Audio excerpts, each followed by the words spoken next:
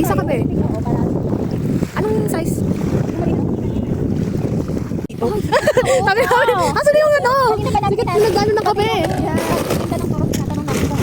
No, tiron ba lumpia talaga yun? Sabi niya mamaya pa, baka pa sunset. Saan yung person mo? Sa kasama dito. Ayun. Isang Spanish. Sige. Ano pa sige ginagawa mo? Masaya naman po ako sa ginagawa mo. Yun naman po yung ano. Sikat na kasi siya, TikTok. Bali hindi po siya. May isa pa kayo, di ba? May isa pa. Ako pati kami.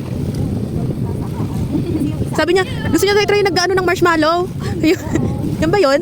Yes po, pero wala kayong nasa. Meron po. May additional? Additional 30 pesos po. 30 lang naman ba? Para sa kapatid. Ikaw nga lang pinunta namin.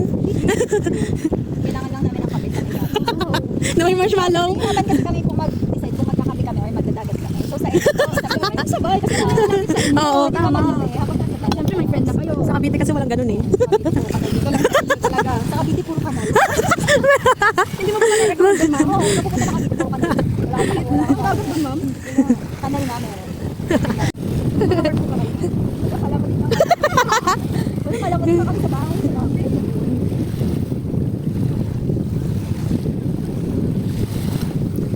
Then outside. Just ano yung fees? 50 pesos outside. Magna na lang tayo sa normal lang. Closing na lang po. Bali mag-add po ba kayo ng marpa?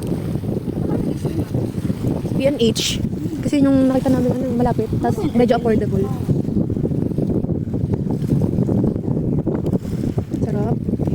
Yung target namin is sa end na dito. Okay, sige, hindi na kami Pati doon tinanong, no? tinanong mo doon. Saan na ba nagtitinda ng kape?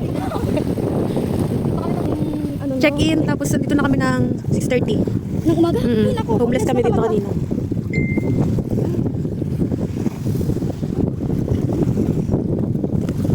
Akin. Then, yung French vanilla. Send mo na lang, be. At half para makuha yung then sip. Okay. Ang dami ko lang mabang